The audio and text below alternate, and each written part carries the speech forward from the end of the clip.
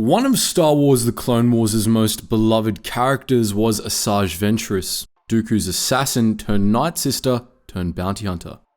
Contrary to popular belief, Ventress wasn't created for The Clone Wars. She predates the show by 5 years, having first appeared in a litany of EU stories before making an appearance in the show. But The Clone Wars took Ventress in a new direction, causing plenty of continuity issues along the way, but still adding to her recognition as an interesting and multi-layered character. That journey started in Season 3 of the show during the Battle of Sullust. But this battle was more than just a backdrop for Ventress's character development. There's a lot more interesting lore behind it than the show lets on. In this video, we'll be discussing the battle and its surrounding circumstances in detail.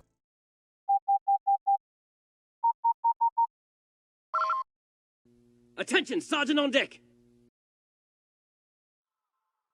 There's a decent chance you already know a fair bit about Sullust.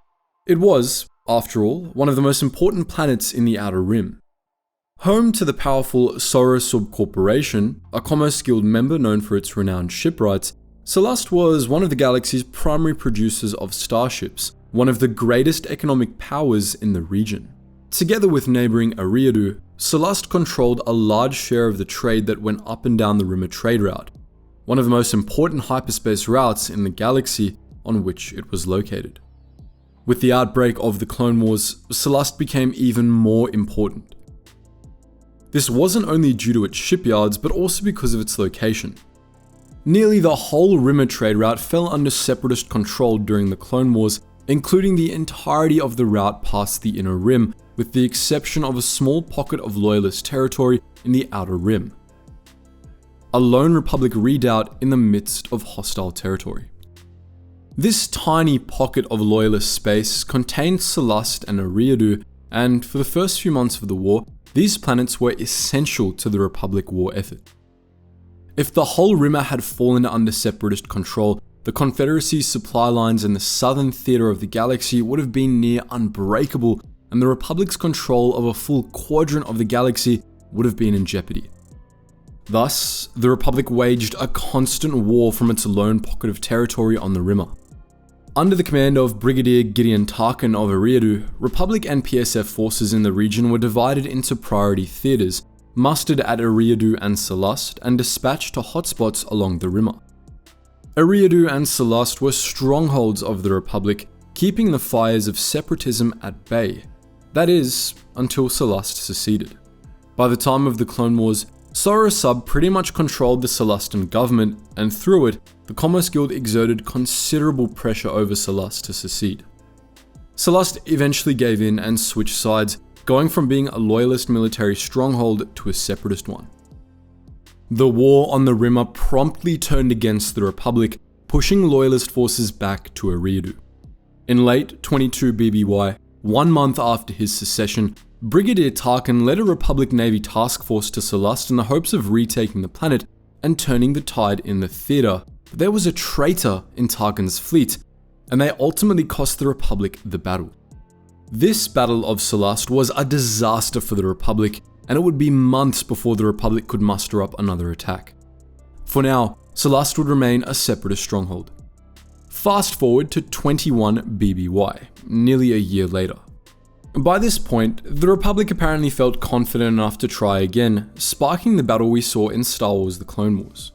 This time, Republic forces at Sullust were under the command of Jedi Generals Obi-Wan Kenobi and Anakin Skywalker, who led Republic starfighter forces from their Delta 7B interceptors, and Admiral Yularen, who commanded Republic naval forces from the bridge of the Venator-class Star Destroyer, the Resolute.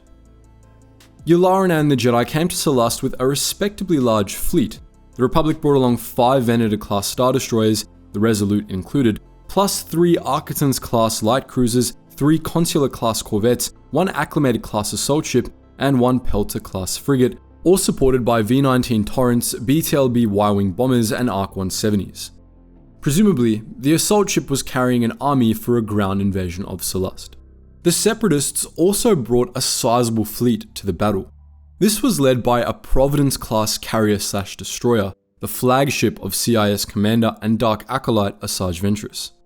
The rest of the fleet consisted of 2 Recusant-class light destroyers and 6 Munificent-class star frigates supported by Vulture droids, Hyena-class bombers, and brand new droid tri-fighters. The fleet was commanded by TJ-912, who was accompanied by Asajj Ventress herself, who led Separatist starfighter forces from her Genovix-class starfighter. From the beginning, the battle was fierce. The Republic's corvettes moved in to engage the larger Separatist warships at close range, but came under heavy fire, with at least one of them being destroyed. Some of the Republic Star Destroyers, including the Resolute, adopted offensive tactics as well. As starfighters clashed all around it, they closed on some of the Confederacy's heavy cruisers, subjecting them to a turbo laser barrage. Ventress responded with equally brazen tactics, leading 2 wings of the new tri-fighters in an all-out assault on the Resolute. She dispatched one wing to take out the Star Destroyer's starboard engines and the other to disable its port shield generators, while she herself went directly for the Star Destroyer's bridge, hoping to kill Admiral Yularen and decapitate the Republic fleet. Republic forces at Sullust were unfamiliar with tri-fighters and were woefully unprepared for their assault. As Ventress planned, the Resolute was crippled and then destroyed, robbing the Republic fleet of its flagship, though Admiral Yularen was able to escape before the Star Destroyer was lost. After the demise of the Resolute, Ventress redirected her attention to Kenobi and Skywalker, hoping to kill them and complete her decapitation strike. After a hectic starfighter battle, all 3 of them crashed onto the hangar deck of Ventress's flagship, where a lightsaber duel began. On the other side of the galaxy, however, Darth Sidious felt a disturbance in the Force. He could sense Ventress's growing power, and it made him suspicious of his apprentice, Count Dooku, who he believed was plotting to overthrow him and training Ventress to serve as his own Sith apprentice. When Sidious confronted Dooku over this, the Count denied the accusation, but Sidious then ordered him to prove it. He wanted Dooku to kill her. Reluctantly, Dooku agreed. By this point, the battle was beginning to turn against Ventress's forces, and Ventress herself was cornered by Kenobi and Skywalker.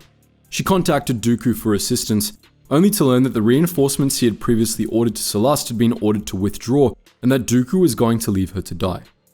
Furious, Ventress attempted to redeem herself in Dooku's eyes by killing Kenobi and Skywalker, but Dooku ordered TJ-912 to open fire on Ventress's command ship, despite the fact that this would destroy much of the Separatist fleet. TJ-912 complied, and the Separatist fleet turned on its flagship, crippling it within minutes. On orders from the tactical droid, a Hyena bomber even carried out a suicide run on the main hangar with the intent of killing Ventress and the Jedi in one fell swoop. Kenobi and Skywalker managed to flee the doomed ship in time, while Ventress attempted to do the same in her own damaged fighter. She only just managed to clear the hangar before the whole ship was destroyed. After the destruction of the command ship, TJ-912 ordered Separatist forces to withdraw, leaving the Republic victorious. Both sides presumed Asajj Ventress was dead, but a team of scavengers picking over the wreckage from the battle discovered otherwise. Ventress commandeered their ship and took it to Dathomir, where she sought out the Night Sisters. Meanwhile, despite the heavy losses Republic forces suffered during the battle, the Republic took control of Sullust. It's unknown whether a ground invasion of the planet was launched after the Navy established orbital control, but either way, Sullust switched sides yet again, apparently with minimal repercussions.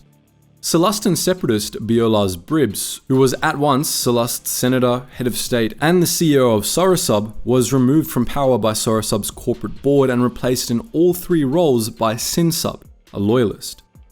Sullust seems to have remained under Republic control for the rest of the war, as Sinsub was still in power by the start of the Galactic Civil War when he declared Sullust's firm support for the Empire.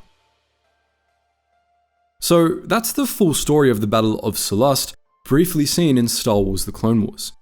But what do you think? Would you like to see more content about the Sullustans and their depressing political situation in the future? Let us know your thoughts in the comments section below, and as always guys, thank you so much for watching, and I hope to see you in the next video.